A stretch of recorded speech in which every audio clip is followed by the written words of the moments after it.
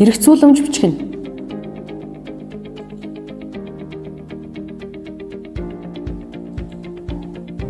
Эргэцүүлэн бичих гэдэг нь эргэцүүлэн бодож үзүүлээ бичгээр илэрхийлэх үйл явц юм.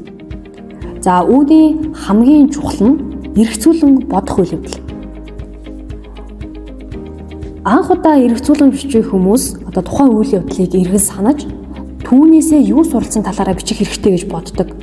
Гэхдээ яг үнэндээ энэ нь өнгөрсөн дэх үйл явдлын талаар бичиж зогсохгүй. Түүнээс сурсан зүйлээ цаашид хэрхэн хэрэгжүүлэх талаар төлөвлөн бодох, түүнийг бичих явдал юм. За энэ нь 3 үе шатаас бүрднэ. 1-р эргэн санах, 2-р тунгаан бодох, 3-р ирээдүйг төлөвлөх. Хэрв 3 дахь үе шатыг орохвол таны эргэцүүлэмж ямар ч үр дүнгүй болно. Түүнчлэн зөвхөн тухайн үйл явдал төвлөрөх бус илүү өргөн хүрээнд харж түүнтэй холбогдолтой бусад хүчин зүйлүүдийг бодолцож үзэх нь эргэцүүлэмжээ бичгэдтэй нь илүү тусалдаг.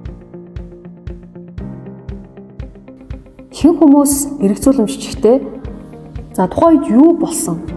Хизээ болсон буюу отлээд юм болсон, дараа нь гэсэн гэх мэт цаг хугацааны дараалтаа бичдэг. Мөн хин тухайн үйл явдалд оролцсон.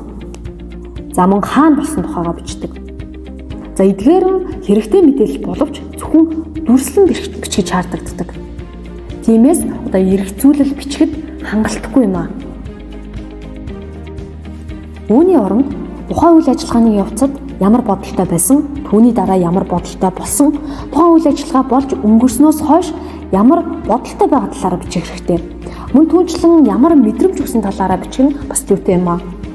Ямар үйл явдал хизээ хаана болсон тухай бичгээс илүүтэй дараах 3 асуултад илүү тулгуурлах хэрэгтэй. Нэгдүгээрт яагаад тухайн аргыг ашигласан? Хэрхэн? За цаашид үүнийг хэрхэн өөрчлөх? За тэгээд цаашдаа яах вэ?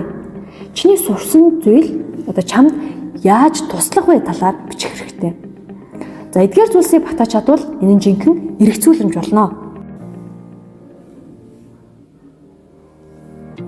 Хэр их дүрслэл бичих, хэр их эргэцүүлэл бичих нь анхаарал хандуулах ёстой бас нэгэн чухал зүйл юм.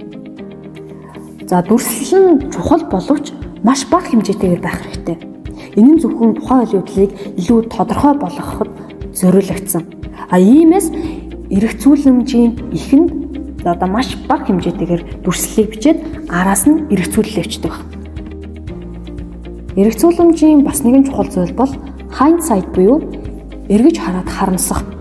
За өөрөөр хэлбэл энэ нь тухайн үйл явдлаас олж авсан мэдлэг туршлагаа ашиглаад за хэрвээ эргээд тухайн үедээ очихвол хэрхэн өөр дүнд хүч болох талаараа төсөөлөн бодох үйл явц юм. За заримдаа бид ямар нэгэн зүйл хийснийхаа дараа шууд одоо тэгдэг байж дээ, ингэдэг байж дээ гэж боддог буюу бид харамсах мэдрэмж төрдөг. За энэ хүмүүст байнга тохиолдож байдаг бөгөөд за бид үүнээс суралцаж илүү их туршлагыг хуримтлуулж идэг. Бид өнгөрснийг өөрчилж чадахгүйгээ одоо мэдэх тусам илүү бухимдмаар ч гэсэн үүгээр дамжаад бид одоо хувь хүний хувьд илүү их хөгжиж байдаг гэсэн үг. Эдгээр олж авсан мэдлэгээ төстэй нөхцөлд ашиглахаас гадна өөр нөхцөл байдалд хэрхэн тохируулан хөрвүүлж болохыг сурах хэрэгтэй.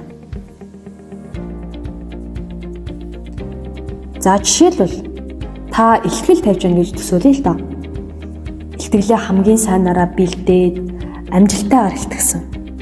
Гэтэл хэн нэгэн танаас таны таамаглаагүй хэцүү асуултыг асуувал та тухайн үед хариултыг нь мэдэхгүй учраас маш их сандарч твдэж магадгүй.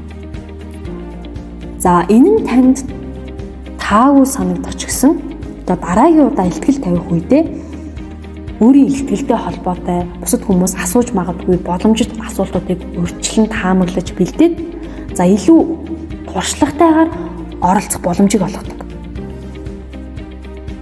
За анх удаа эргэцүүлэмж бичих үед одоо танд маш хэцүү санагдаж магадгүй.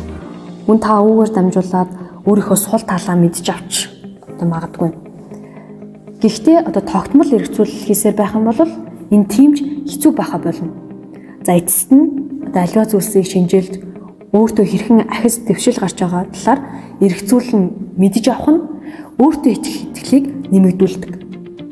эргцүүлэн бичих гэдэг нь иймэрхүү эргцүүлэн бодох үйл явцыг хөгжүүлэх хамгийн шилдэг арга зам юм аа.